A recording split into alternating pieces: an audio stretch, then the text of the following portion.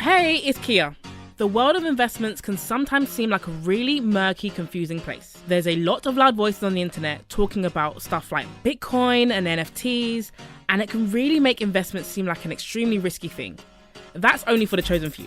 If you have some money that you'd like to see grow, then this episode should be able to help you understand what to consider and be wary of.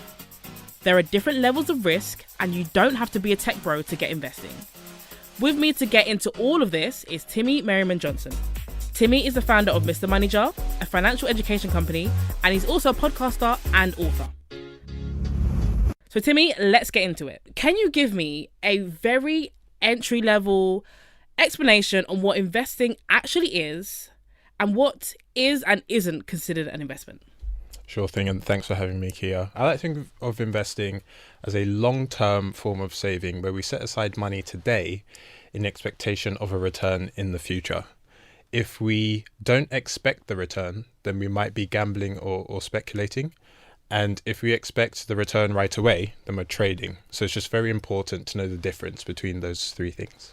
I think that's very key. I think sometimes when you think about investing, you think about people with those charts, like you said, the trading. But I think though that breakdown really just makes it simple for people to understand. So really and truly, anyone who has something like a workplace pension is already an investor, right? Yeah, absolutely. So in the UK at the moment, if you work for a company and you earn more than £10,000 per tax year and you're age over 22, you'll be auto-enrolled into a pension.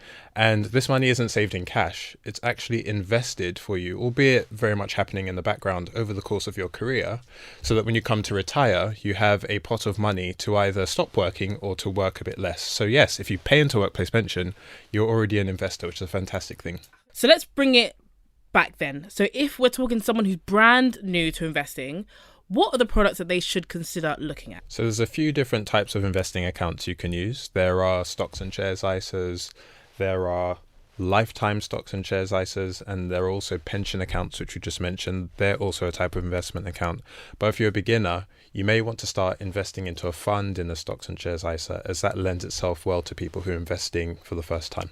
So how does that work? Is it you just put money into that and that gets invested on your behalf if you put your money into a fund? When you open a stocks and shares ISA with an investment platform, you have to nominate a bank account that you're going to top up that stocks and shares ISA with, and then you can choose which fund you want to put that money into. So it's kind of a two-step process. But it makes that process a lot easier. You don't have to figure out what to actually invest into, specific stocks. It just makes it beginner friendly. You put your money in there and that gets invested on your behalf. Yeah. Amazing. And then, as we just said, pension accounts are also a type of investment account as well. They are called self-invested personal pensions, or SIPs for short, and they have their own annual allowance of £60,000. If you pay into a stocks and shares ISA, let's say you max it out at £20,000 and your investment grows, you get to keep that additional tax-free. You don't pay any capital gains tax or any tax on the income that you make through dividends and that sort of thing.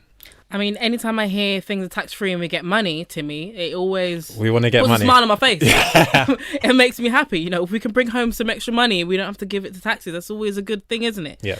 I remember when it comes to investing, I started investing at 20 and I did what you just explained. I downloaded a platform and I signed up. And I remember at 20, you know, I'm in university and I remember thinking, wow, this is all brand new.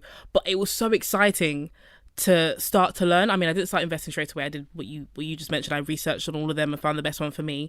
But I think it's you breaking it down just shows that it isn't as scary as people may seem. It's quite accessible. I think it is. It's accessible, and it's arguably the most accessible it's ever been because of the number of different platforms available. And I must say, it's really great that you got started when you were 20. I got started investing when I was in my mid-20s, and I wish I could have started sooner, because a key component of investing is compounding.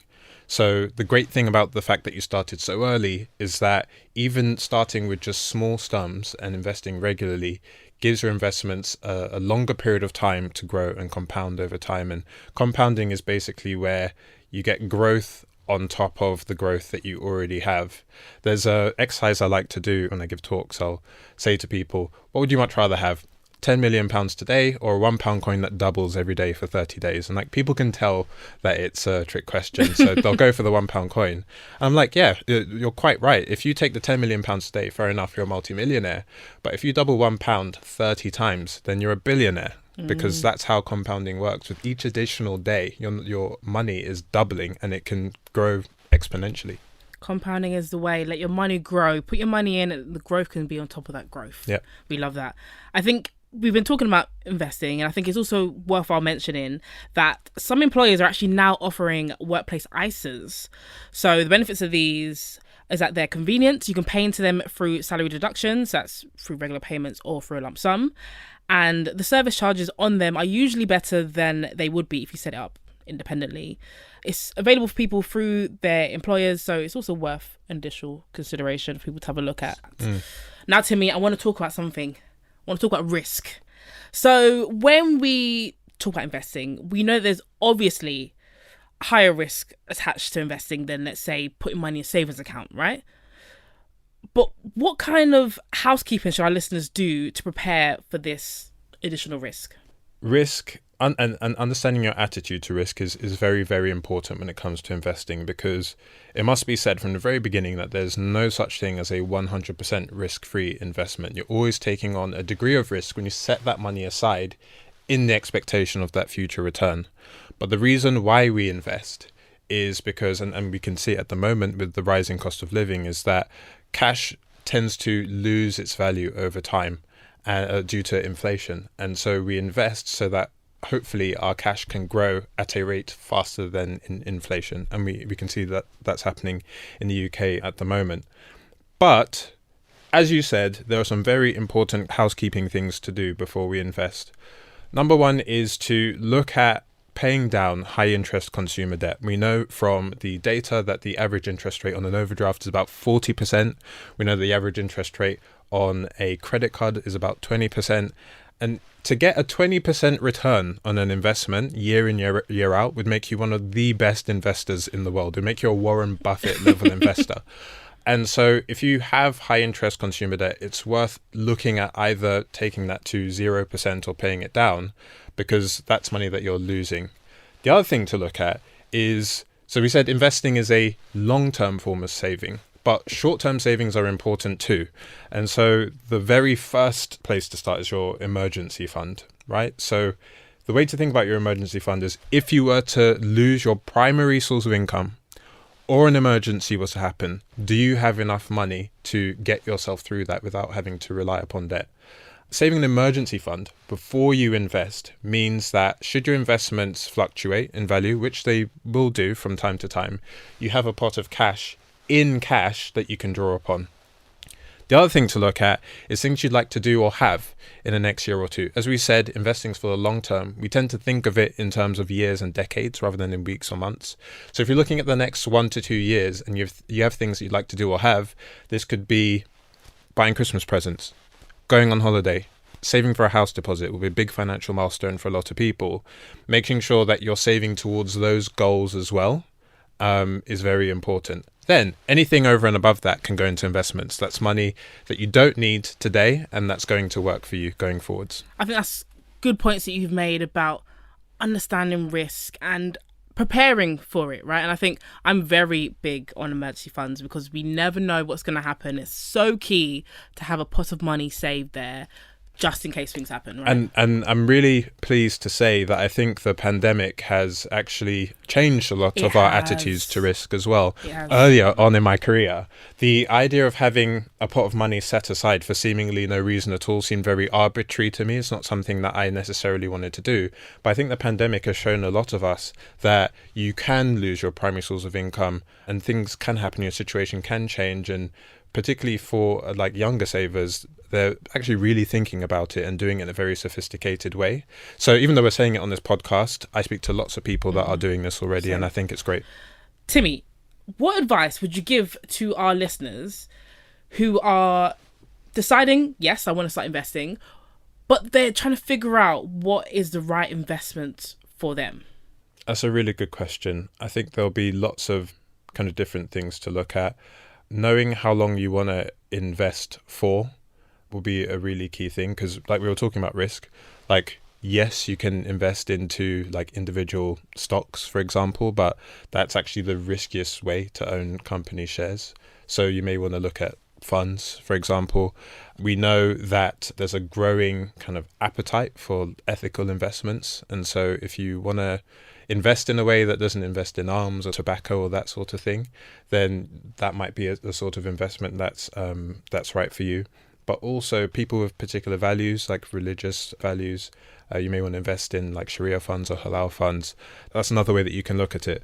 But I think that the most important thing when it comes to investing and deciding what investment is correct for you is investing in something that you fundamentally understand. So if you're investing into something because you've seen a hot stock tip on social media, or your mate's doing it, or you've seen something in the news, that's probably not the way that you want to go about investing. You want to have a sense of why you're investing into it, whether it aligns with your values, for how long you're investing into it, so that should the value of the investment come down, as sometimes happens, you're not panicking because you haven't made a decision copying someone else. You've actually done your own research into that investment. I agree with you. And I think it's also worthwhile adding on to what you said, that personal finance and investing is just that. It is personal. Personal finance is personal. Exactly. So what you might do versus what I might do versus what your mum might do are probably going to be three different things going on. So it's all about finding and deciding what's best for you. Yep. And sticking to that. So to round off this episode then, Timi, I'm going to ask you the question that I always ask at the end of the episode. What are the 3 tips that you'd give to our listeners to help them get a little bit richer? I think the first thing, and we touched upon this earlier on in the episode, is to try to stay away from high interest consumer debt. And if you have it, try to see if you can pay it down or get it to a lower interest rate. The second thing is to save up that emergency fund. The future is uncertain, but you'll know that if something comes up, you'll be able to put yourself through that.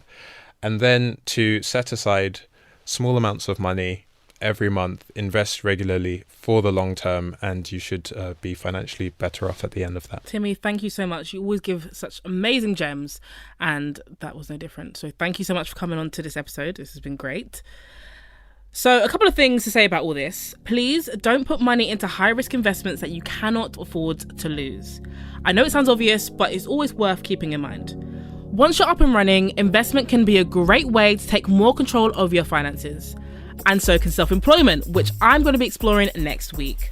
But while you wait, be sure to hit follow and tell your mates about the podcast. Well, that's if you have time after you've sorted your investment portfolio, of course. Bye.